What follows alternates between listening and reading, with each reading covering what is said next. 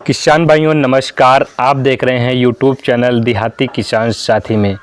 किसान भाइयों, अगर आपकी धान की फसल 40 से 50 दिन के आसपास हो चुकी है और वहां पर फसल कमज़ोर बनी हुई है, फसल में कल्लों का विकास बहुत कम हुआ है, वहां पर जो ग्रोथ होनी चाहिए वो भी नहीं हुई है, जड़ों का विकास भी बहुत अच्छे प्रकार से नहीं हो पाया है, तो ऐसी समस्या किसान भाइयों, अगर धान की फसल हमारी 40 से 50 दिन की हो चुकी है और ऐसी समस्या बनी हुई है, तो आज की इस वीडियो में बात करेंगे कल्लों को कैसे बढ़ाएं, फसल की जो ग्रोथ छोटी सी बनी हुई है उसकी हाइट कैसे बढ़ाएं और जड़ों का विकास कैसे बढ़ाएं।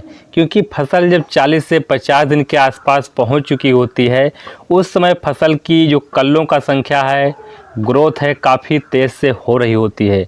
अगर इस समय सही से देखभाल नहीं किया गया तो हमारी फसल में 20 से 25% तक नुकसान देखने को मिल जाता है। तो किसान भाइयों बने रहिए हमारे चैनल पर, वीडियो को लास्ट तक ज़रूर देखिए और जो किसान भाई लोग चैनल पर नए हैं उनसे रिक्वेस्ट है चैनल को प्लीज़ सब्सक्राइब कीजिए, अन्य किसानों को भी शेयर कीजिए। चलिए किसान भाइयों बात करते हैं, जिन किसानों की धान की फसल अभी 40 से 50 दिन के आसपास होने वाली है या हो चुकी है, उसमें अच्छी प्रकार से ग्रोथ नहीं हुई है, अच्छी प्रकार से धान में फुटाव नहीं हुआ है, यानी कल्लों की संख्या जो होनी चाहिए वो नहीं हो पाई है। उसके लिए क्या करना होता है किसान भाइयों, जब धान की रोपाई होती है, रोपाई के लगभग 8 से 10 या 12 दिन के बाद आप पहली खाद डालते होंगे।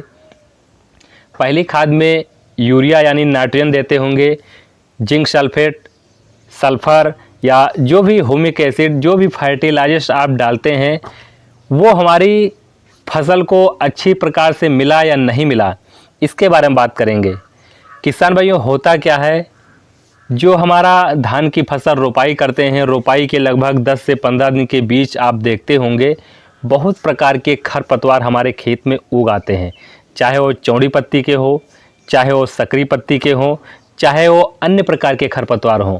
लेकिन धान की फसल में अगर खरपतवार ने आक्रमण वहाँ पर कर लिया तो धान की जो पौध हमारी है वो अच्छी प्रकार से विकास नहीं कर पाती है, जड़ों का विकास नहीं हो पाता है।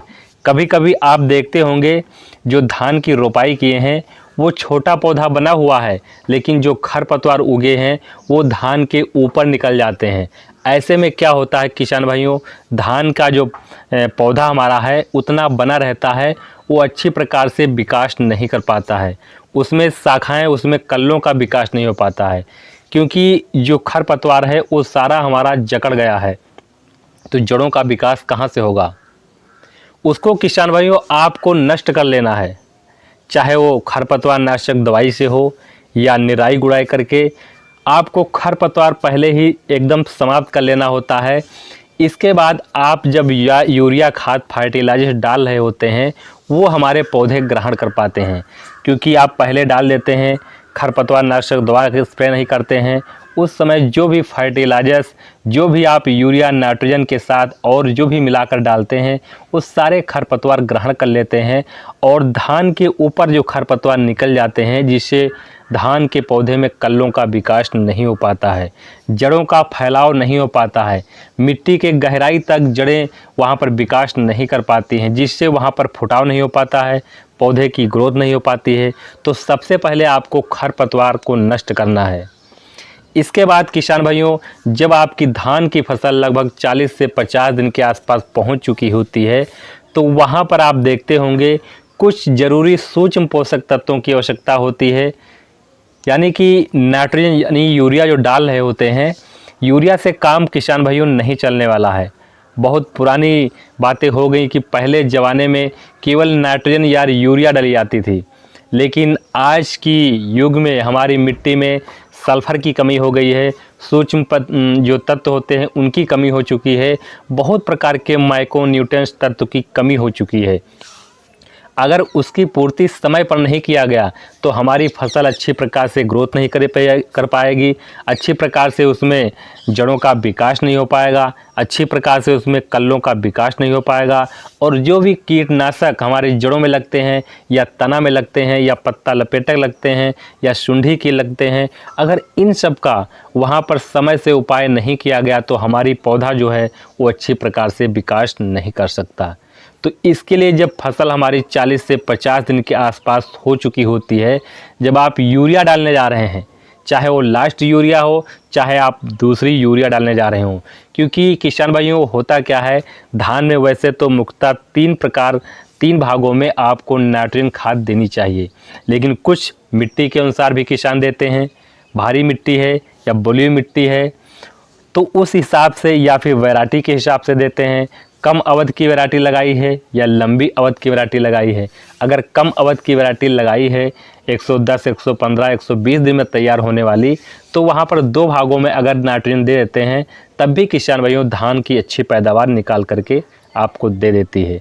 अगर लंबी अवधि की 140 से 150 दिन की वैरायटी लगाई है तो वहाँ पर 3 भागों में यूरिया देने की आवश्यकता होती है। सबसे पहले किसान भाइयों, आप जब धान की रोपाई कर रहे होते हैं, रोपाई से 8 से 10 दिन के बीच डाल देना चाहिए। दूसरी यूरिया अधिकतम आप 20 दिन तक डाल सकते हैं, और जो दूसरी यूरिया हमारे किसान भाइयों 30 से 35 दिन पर ज़रूर डाल देना चाहिए। और जो लास्ट एवं अंतिम यूरिया हमारी है वो किसान भाइयों आपकी जो 45 से 50 या 40 दिन के आसपास किसान भाइयों ज़रूर डाल देना चाहिए। ध्यान रहे कि यूरिया जो आप पहली डाल रहे हैं या दूसरी डाल रहे हैं या तीसरी डाल रहे हैं तो बीच में गैपिंग कम से कम 10 दिन का जरूर होना चाहिए, तभी अच्छी प्रकार से वहाँ पर हमारा रिजल्ट है 100% मिल सकता है। तो इस समय जब 40 से 50 दिन के आसपास हो चुकी है, इस समय किसान भाइयों एक हम खाद बताएंगे जिनका अगर प्रयोग कर लेते हैं तो धान की फसल में जो कल्ले नहीं हो पा रहे हैं, ग्रोथ कम है, पौधे का विकास नहीं हो पा रहा है, वो सब कुछ देखने को मिलेगा।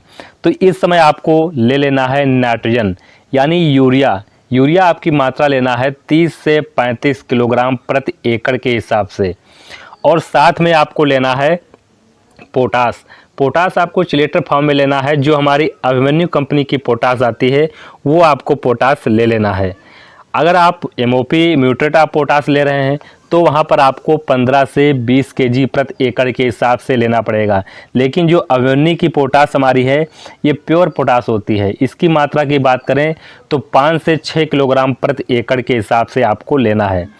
तो अगर अभिमन्यु की पोटास ले रहे हैं तो यहाँ पर चिलेटर फॉर्म वाली पोटास ले रहे हैं तो 5 से 6 किलोग्राम प्रति एकड़ के हिसाब से पोटास ले सकते हैं।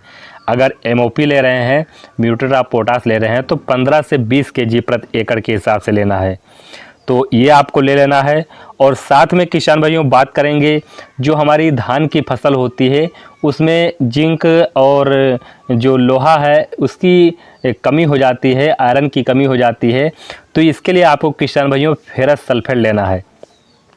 फेरस सल्फेट अगर डोज की बात करें तो 4 से 5 केजी प्रति एकड़ के हिसाब से ले सकते हैं। तो इन खादों को किसान भाइयों अच्छी प्रकार से मिलाने पर यूरिया मिला लीजिए और अपने खेत में बुआई कर सकते हैं। जब आपकी धान की फसल 40 से 50 दिन के मध्य हो चुकी है उस समय बहुत अच्छी प्रकार से रिजल्ट देखने को मिलेगा। इस समय पोटास की सबसे ज़्यादा आवश्यकता होती है। और उसके बाद किसान भाइयों बात करेंगे, जब आपकी जो खाद यहाँ पर 40 से 50 दिन के मध्य जो पोटास है और यूरिया है और जो मैंने बताया है वो डाल देते हैं, इसके कम से कम 5 से 6 या 7 दिन के बाद आपको एक NPK खाद डालना है। उस NPK खाद का नाम है NPK 20-20-20। इसमें किसान भाइयों बराबर मात्रा में नाइट्रोजन, फास्फोरस प्लस पोटेशियम यानी पोटास की मात्रा होती है, जो कि पौधे की ग्रोथ को, पौधे की विकास को बढ़ाने का सबसे अच्छा काम करता है। इसकी अगर डोज की बात करें तो 1 से 1.5 केजी प्रति एकड़ के हिसाब से आपको ले लेना है। लेकिन किसान भाइयों ध्यान रहे, जब आप यहाँ पर स्प्रे करने जा रहे हैं वहाँ पर खेत में पानी नहीं होना चाहिए, केवल आपको खेत में नमी होनी चाहिए, यानी कि वहाँ पर पानी का भराव नहीं होना चाहिए।